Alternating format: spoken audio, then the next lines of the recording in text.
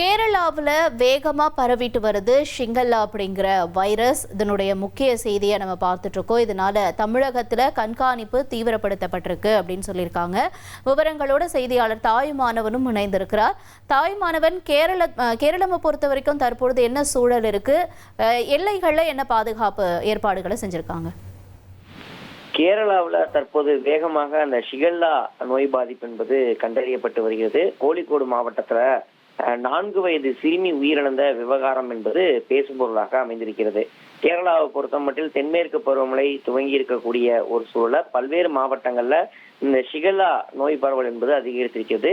ஆலப்புழா, பந்தனம்திட்டா, வயநாடு ஆகிய பகுதிகளில் 100க்கும் மேற்பட்டோர் இந்த ஷிகல்லா நோய் பாதிப்பால மருத்துவ சிகிச்சையில் இருப்பதாக அறிய முடிகிறது. இப்படிப்பட்ட நிலையில தான் தமிழக கேரள எல்லையோர மாவட்டங்கள்ல சுகாதாரம் மற்றும் கண்காணிப்பு பணியை தீவிரப்படுத்துவதற்கு தமிழக சுகாதாரத்துறை உத்தரவு வழங்கியிருக்கிறாங்க. தற்போதைய நிலையில தமிழகத்துல அந்த ஷிகல்லா நோய் பாதிப்பு என்பது கண்டறியப்படவில்லை என்பதும் தமிழக பொது சுகாதாரத்துறையுடைய அறிவிப்பா இருக்குது. இந்த ஷிகல்லா என்பது மனித உடல்ல முதன்மையாக குடல்களை பாதிக்கக்கூடிய ஒரு பாக்டீரியா தொற்றாக பார்க்கப்படுகிறது. கடுமையான வயிற்றுப்போக்கு, காய்ச்சல், வயிற்று வலி ஆகியவை இந்த வைரஸுடைய பாக்டீரியாவுடைய அறிகுறிகளாக இருந்து வருகிறது. அசுத்தமான உணவு மற்றும் குடிநீரின் வழியே வேகமாக இந்த ஷிகல்லா பாக்டீரியா பரவும் தன்மை கொண்டது என அறிவிப்பு என்பது வெளியிடப்பட்டிருக்கிறது. எனவே வீடுகள்ல குடிநீரை நன்கு காய்ச்சி பயன்படுத்த வேண்டும் எனவும், கெட்டுப்போன உணவுகளையோ அல்லது சரியாக வேக வைக்காத மாமிசத்தையோ உண்பதை தவிர்க்க வேண்டும் என்பது சுகாதாரத்துறை வல்லுநர்களுடைய கருத்தா இருக்குது. வீடுகள் மற்றும் சுற்றுப்புறங்களை சுகாதாரமான முறையில கிருமி நாசினி தெளித்து பாதுகாப்பாக வைத்துக் கொள்ள வீடுகளுக்கு உத்தரவு வழங்கப்பட்டிருக்கிறது.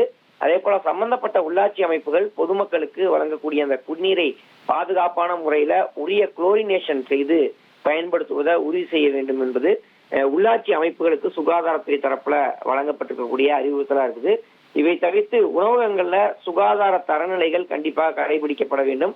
சுத்தமான குடிநீர் மற்றும் உணவை பொதுமக்களுக்கு வழங்குவதை உணவகங்கள் உறுதி செய்ய வேண்டும் என்பது சுகாதாரத்துறையுடைய வழிகாட்டுதலா இருந்து வருது.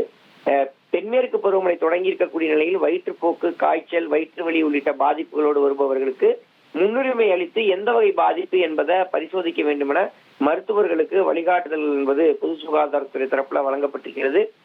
தமிழக கேரள எல்லையோர மாவட்டங்கள்ல அந்த ஷிகல்லா நோய் அறிகுறிகளோடு வருபவர்கள் தீவிரமாக கண்காணிக்கப்பட வேண்டும் எனவும், மேலும் அறிகுறிகள் இருக்கக்கூடிய பகுதிகளில் கண்காணிக்கப்படுவதோடு மட்டுமல்லாம அந்த பகுதிகளில் பொது சுகாதாரத்துறை தரப்புல தேவையான மக்களுக்கு அடுத்த கட்டமாக ஏதேனும் நோய் பாதிப்பு இருக்கிறதா என்பதை கண்டறிவதற்கு அங்கு குழுக்கள் அமைக்கப்பட்டு பரிசோதனை செய்ய வேண்டும் என்பதும் பொது சுகாதாரத்துறையுடைய வழிகாட்டுதலாக இருந்து வருகிறது. தமிழகத்தை பொறுத்தமட்டில் இந்த வகை நோய் பாதிப்பு தற்போது இல்லை என்றாலும் முன்னெச்சரிக்கை மற்றும் நடவடிக்கையை மேற்கொள்வதற்கு சுகாதாரத்துறை அதிகாரிகளுக்கு உத்தரவு என்பது வழங்கப்பட்டிருக்கிறது. உங்களுடைய தகவல்களுக்கு நன்றி தாயுமானவன். கேரள மாநிலத்தில் வேகமாக பரவக்கூடிய ஷிகல்லா நோய் பாதிப்பினால தமிழகத்திலையும் கண்காணிப்பு தீவிரப்படுத்தப்பட்டிருக்கு. விவரத்த செய்தியாளர் தாயுமானவன் வழங்கிட நாம கேட்டோம். இனி செல்லும் இடமெல்லாம் செய்தி. தந்தி டிவியின் வாட்ஸ்அப் சேனலை ஃபாலோ பண்ணினா செல்ல இருக்கும் இடமெல்லாம் செய்தி. இதோ QR கோட் இப்பவே ஸ்கேன் பண்ணுங்க, ஃபாலோ பண்ணுங்க.